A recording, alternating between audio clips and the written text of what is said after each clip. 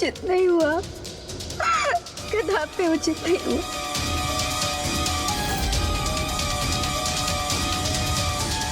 शिवर, देवराज, देवराज,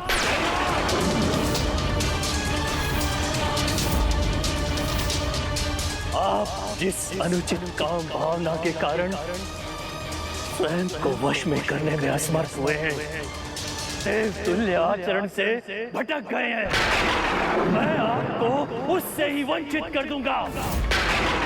मैं आपको शाप देता हूं कि आपकी काम इंद्रियां नष्ट हो जाए और आपके शरीर में सहस्त्रों छिद्र उत्पन्न हो जाए। देवराज,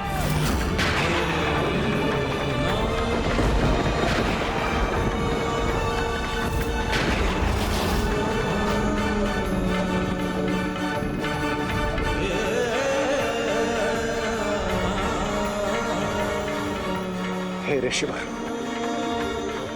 मुझसे ये जघन्य अपराध हो गया जिसके लिए मैं लज्जित हूं। मुझे ज्ञात नहीं मैं पदभ्रष्ट होकर स्वयं पर से अपना नियंत्रण कैसे खो बैठा। इस पर दया कीजिए ऋषि, मुझे क्षमा कर दीजिए, क्षमा कर दीजिए मुझे। बड़े से बड़ा अपराधी भी यदि सत्य निष्ठा से क्षमा याचना करे तो उसे क्षमा करना धर्म होता है। परंतु देवराज, आप आवेश में आकर अपना धर्म भूल गए, किंतु मैं अपना धर्म कदापि नहीं भूल सकता, कदापि नहीं। मैं आपको अपने शाप से मुक्त तो नहीं कर सकता, परंतु आपकी क्षमा याचना के कारण अपने शाप का प्रभाव कम अवश्य कर सकता हूं। देवराज, आपके शरीर में उत्पन्न छिद्र नेत्रों में परिवर्तित हो जाएंगे, जिससे आप अच्छाई, बुराई, उचित अनुचित को स्पष्ट रूप से देख पाएंगे और आपकी कामेंद्री एक अज कामेंद्री में परिवर्तित हो जाएगी, जो आपको सदैव आपके इस पशु आचरण का स्मरण दिलाती रहेगी। देवराज,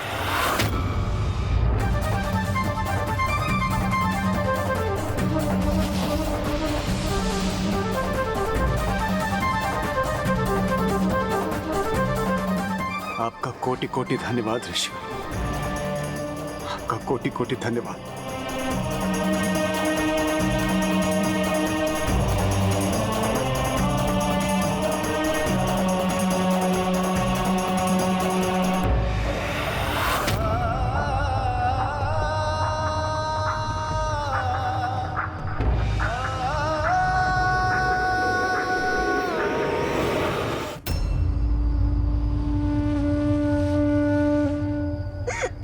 क्षमा कर दीजिए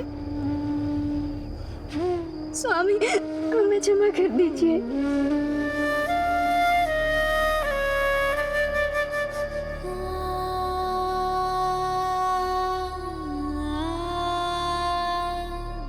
स्वामी, स्वामी, मुझे क्षमा कर दीजिए स्वामी, मुझे क्षमा कर दीजिए।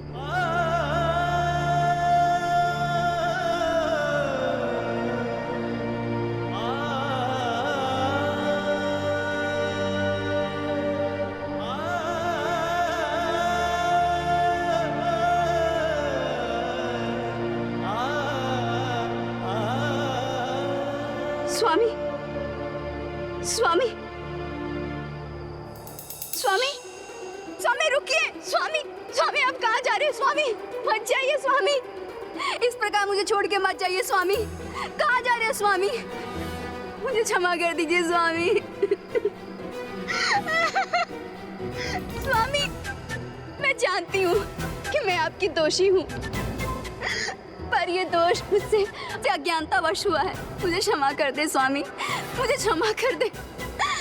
देवराज इंद्र के छल ने जिस पाप में मुझे भागीदार होने को विवश किया, इसका इतना बड़ा दंड मत दीजिए स्वामी, मत दीजिए।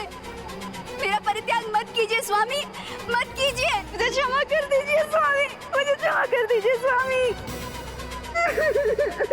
देवी, इसमें आपका भी उतना ही दोष है जितना कि देवराज इंद्र का।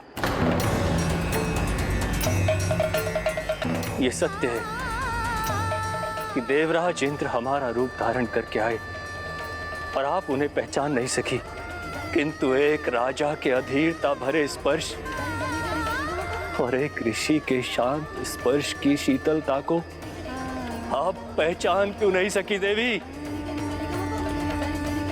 मैं तब अद्र निंद्रा में थी स्वामी। उस स्थिति में मुझसे बहुत बड़ी भूल हो गई, मुझे क्षमा कर दीजिए स्वामी। अर्ध निद्रा में जिस प्रकार एक पाषाण शिला की भांति आप स्पर्श के भेद को समझने में असमर्थ रही हैं, उसी प्रकार शिला के रूप में आपको अनेकों वर्षों तक तपस्या करनी होगी, तपस्या करनी होगी।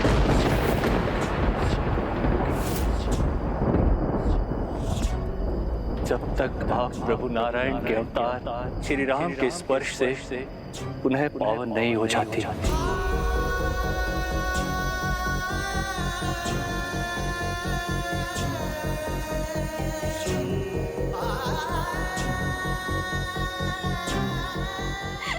स्वामी,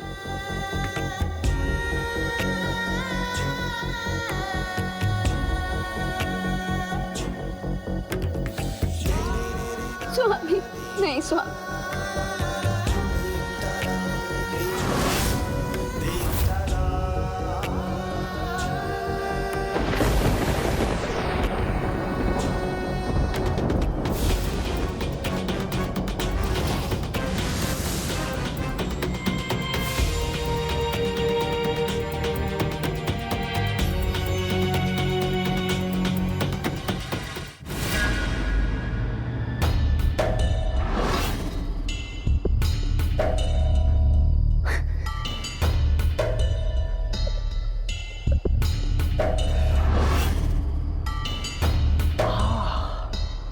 आनंद आ गया, मन तृप्त हो गया ये दृश्य देखकर।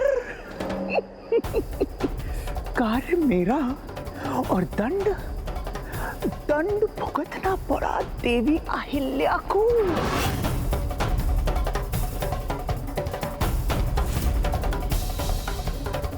किंतु ये तो अभी आरंभ मात्र है, अभी तो बहुत कुछ शेष है। इस समस्त जगत में मेरे काम विकार का विस्तार इस जगत के सभी जीवों से ठीक ऐसा ही अनुचित आचरण करवाएगा, और तब हमारे महानायक भंडासुर अपनी तपस्या पूर्ण कर जागृत होंगे, और वे मेरी क्षमता के प्रमाण से इतने प्रभावित होंगे कि वे मुझे ही अपना सेनापति नियुक्त कर लेंगे।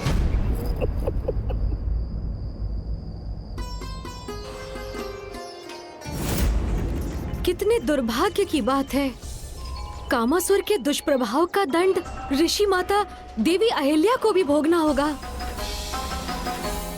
अपने स्वामी ऋषि गौतम और उनका भेष धर कर आए देवराज इंद्र के स्पर्श में भेद न कर पाने के कारण उन्हें भी शिला बनकर अनेक वर्षों तक मामा श्री प्रभु श्री नारायण के श्री राम अवतार की प्रतीक्षा करनी होगी। किंतु मात्र देवराज इंद्र को ही नहीं, उस दुष्ट कामासुर ने राक्षस राज रावण को भी अपने वश में कर लिया। एक और वहां देवराज इंद्र के कारण देवी अहिल्या का पतिव्रत धर्म भंग हुआ, तो दूसरी ओर वहां राक्षस राज रावण के कारण देवी वेदवती का तप।